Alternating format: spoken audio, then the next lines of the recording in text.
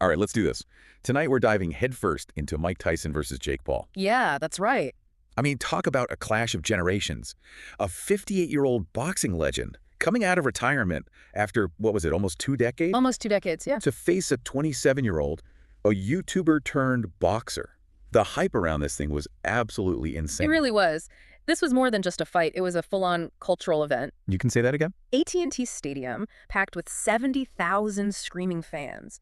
And Netflix streaming it live globally, I mean, that's a big deal. Yeah, it was like the whole world was watching. It says a lot about where things are headed, right? Oh, absolutely. You got these streaming giants like Netflix, they're jumping into the world of live sports, and then you've got celebrities like Jake Paul, they're making their mark in professional boxing. It's a whole new game. For sure. It was the talk of the town. Yeah. Everyone's asking, is this a legitimate fight? Is it just a publicity stunt? Or is it something else? Right. It's like, where do you even draw the line these days? Sports and entertainment, they're so intertwined now. It's not just about athletic skill anymore. It's about the personalities, the drama, the stories that unfold both inside and outside the ring. Let me tell you, there was plenty of drama. Yeah. Especially at the weigh-in. Things got a little, well, heated. Oh, yeah. Heated is an understatement. Tyson, being Tyson, not exactly known for holding back, he slapped Paul right across the face. It was like throwing gasoline on a fire. It was. That slap, it changed everything. It took an already hyped-up event and turned it into something intensely personal. Absolutely. Yeah. Suddenly, it wasn't just about winning or losing. It was about pride, respect, and settling a score. It was like a grudge match. Right. And the trash talk in the press, it was relentless. But, before we get into the fight itself, I think it's important to take a step back, provide some context for the listeners. Yeah, good idea. Let's start with Mike Tyson. In one corner, you've got a legend, a former undisputed heavyweight champion. Iron Mike. Exactly. Famous for his ferocious style, that knockout power. I mean, in his prime, he was unstoppable. Remember back in '86, he became the youngest heavyweight champion in history? He went on to unify all 3 major belts, defended them 6 times. I mean, the guy was a force of nature. A true icon. Until that shocking upset against Buster Douglas in 1990, but still, his legacy, it's undeniable. Absolutely. And in the other corner, you've got Jake Paul. Started out as a social media personality, a YouTube star, and then transitioned into professional boxing. And that transition, it's been, well, let's just say it's been controversial. You can say that again. A lot of the boxing purists, they question his legitimacy. Yeah, I can see why. Especially because his early opponents, they weren't exactly top-tier boxers. A lot of MMA fighters, other non-boxers.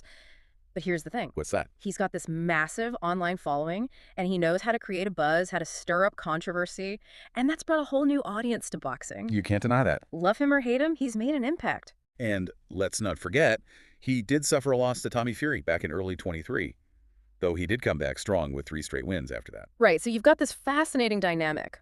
On the one hand, you've got a legend looking to prove that he's still got it, still a force to be reckoned with. And on the other, you've got this young up-and-comer trying to cement his place in the boxing world, trying to silence those doubters. It was the perfect recipe for an unforgettable night. Unforgettable is one word for it. I mean, we have to talk about what happened with Netflix, right? Oh, yeah, we can't ignore that elephant in the room. They were broadcasting their first live fight, and, well, let's just say it didn't exactly go off without a hitch. To put it mildly. Buffering, freezing, lagging. Yeah. You name it, it happened. It was a tech nightmare. Unwatchable, and hashtag Netflix crash. They were trending on social media all night. And you had these big names like Dave Portnoy and Skip Bayless. They were going off online, just venting their frustration. It was wild. But here's the crazy part.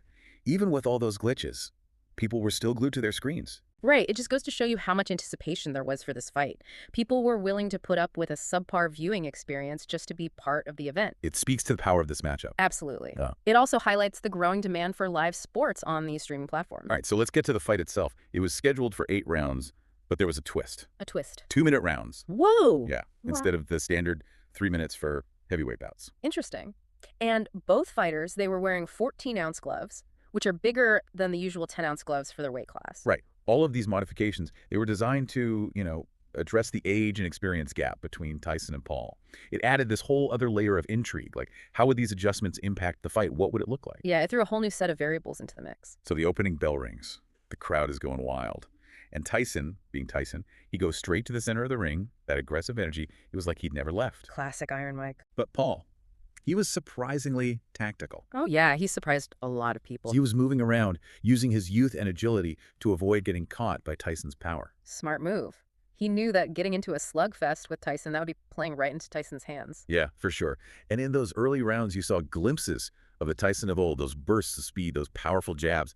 It was like watching a predator stalking its prey. He definitely had his moments. But Roy Jones Jr., another boxing legend, he was commentating on the fight, and he made a really insightful observation. What was that? He pointed out that Tyson's legs, they just weren't what they used to be. That stamina, that explosiveness that defined his prime, it was fading. Father Time, he's undefeated. As the fight went on, it became more and more apparent. Right, Tyson would have these moments of brilliance, and then you could see him needing to conserve his energy. And Paul, while he wasn't necessarily dominating, he was the busier fighter. He was landing more punches, and even though they weren't all power shots, they were definitely keeping Tyson on the defensive. And the crowd, they started to get restless. They wanted more action, more knockdowns, more of those classic Tyson moments. You could hear the boos during those lulls in the action. Mm. It was like they were craving that knockout, that decisive moment that would define the night. Right, they came to see a spectacle. But you know what else was interesting about this event? It wasn't just about the fight itself. There was this whole other element, the celebrity factor. Oh, yeah, it was like a who's who of the entertainment world. We're not just talking about the massive online audience or that packed stadium. I mean, you had some serious boxing royalty in attendance. Like who? Well, Lennox Lewis was there, another former heavyweight champion who'd faced Tyson back in the day. Right, their fight back in 2002. That was legendary. Exactly. And then you had Evander Holyfield, Oh, wow. whose history with Tyson, well, let's just say it needs no introduction. The ear-biting incident. It's the stuff of legend. It's crazy to think about them both being there, watching Tyson fight again. It added this whole other layer of drama to the event, like a visual reminder of the brutality and the spectacle that had always been part of Tyson's career. And it really brought home the fact that this event, it had transcended the world of boxing. It drew in a crowd that went way beyond your typical boxing fans, people from all walks of life. They were captivated by the spectacle, the personalities, the stories that were colliding on that one night. It was a wild mix of sports, entertainment, and pure spectacle.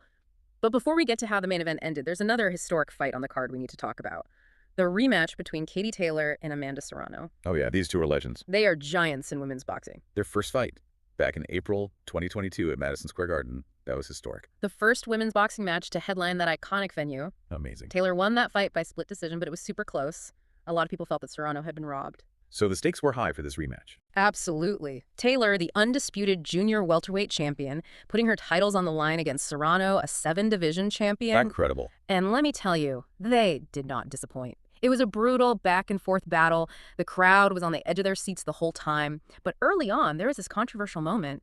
A headbutt from Taylor opened up a deep cut above Serrano's right eye. Oh, wow. Commentator Rosie Perez, who knows her boxing, she pointed out that Taylor has a bit of a reputation for headbutts. Which is kind of interesting, isn't it? Yeah, and it just added to the tension surrounding that incident. But you know what? Serrano, she's tough. She fought on, even with that cut. What a warrior. She is.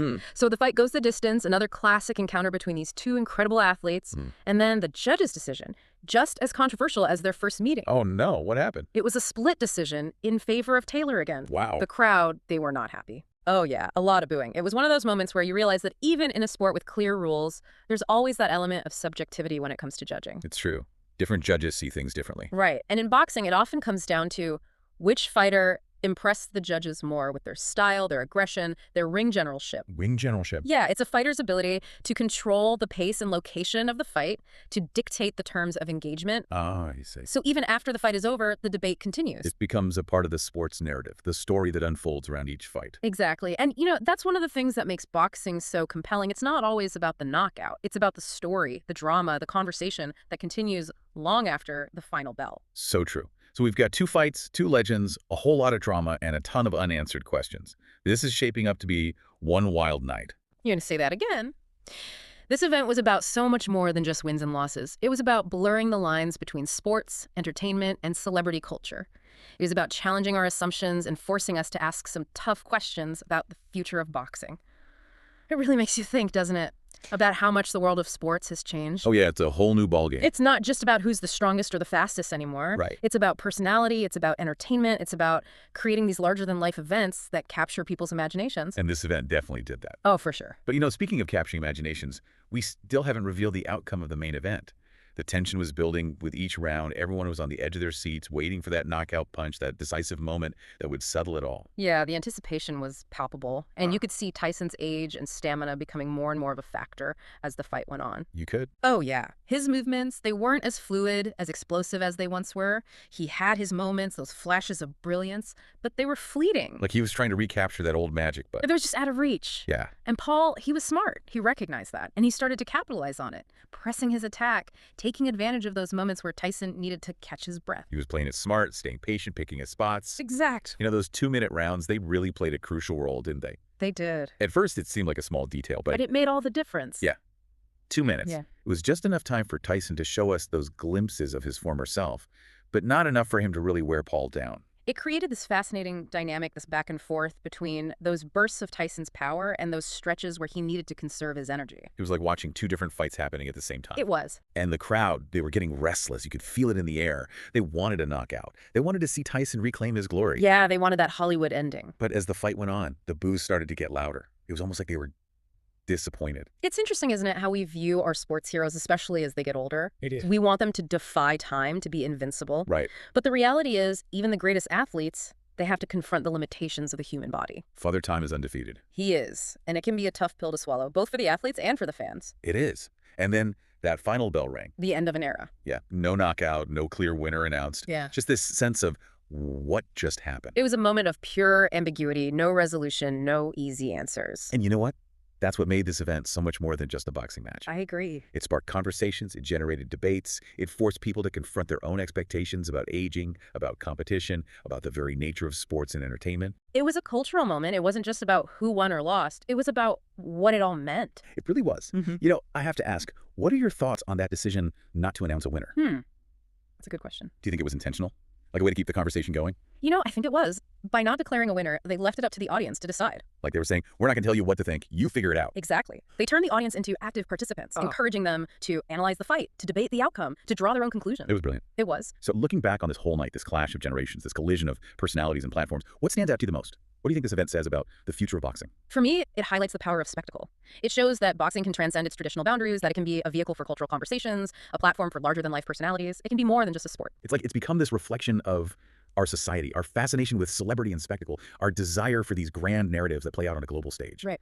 Okay, so do you think this trend, this merging of sports, entertainment, and celebrity is here to stay? Or was this just a one-off, a flash in the pan? I think it's just the beginning. We live in a world where the lines between those categories are becoming increasingly blurred. People are hungry for experiences that are multifaceted, that engage them on different levels. And events like this one, they tap into that hunger perfectly. So we might see more of these crossover events in the future. More unexpected pairings, more streaming giants throwing their hats into the ring. Absolutely. The possibilities are endless. It's an exciting time to be a sports fan. It is. And you know, we can't wrap up this deep dive without talking about that other incredible fight on the card. The rematch between Katie Taylor and Amanda Serrano. Oh, yeah. That fight was intense. It was. And the judge's decision, well, let's just say it sparked a lot of controversy. I remember. It was a split decision in favor of Taylor, but a lot of people felt that Serrano deserved the win. Right, and that's the thing about boxing. Even with all the rules and regulations, there's still that element of subjectivity when it comes to judging. Different judges see things differently. Exactly. And it often comes down to which fighter's style, their aggression, their ring generalship. Their what? Ring generalship. It's basically their ability to control the pace and location of the fight to dictate the terms and engagement. Oh, so even after the fight is over, the debate can continue. It's all part of the story. It is. And that's one of the things that makes boxing so captivating. It's not always about the knockout punch. It's about the story that unfolds, the drama that plays out both inside and outside the ring. It's about the journey. So after all the hype, the controversy, the spectacle, what happens next? What do you think the lasting impact of this event will be? That's the big question, isn't it? It is. And honestly, I don't think we can know for sure.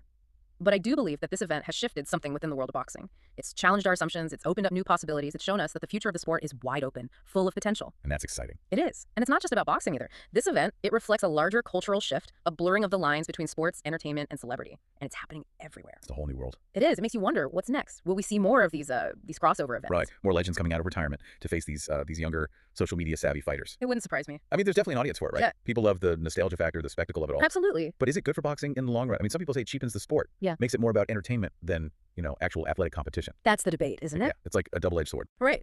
On one hand, you've got people saying these events, they bring in new fans, they generate revenue, they keep boxing relevant, in a world that's constantly bombarded with entertainment options. Okay. But then on the other hand, you've got those who say, hey, this is about the integrity of the sport. Right. That it's becoming more about spectacle than substance. So where do you stand on this? Do you think this is a good thing for boxing, or is it maybe a step in the wrong direction? Honestly, it's tough to say. It's still so early. I think it really depends on how things unfold, how these events are managed, the balance between the entertainment aspect and the integrity of the sport. Yeah, finding that sweet spot. Exactly. Well, one thing's for sure. This one night in Texas, it really shook things up. It did. It's got people talking, debating, reassessing what boxing's all about.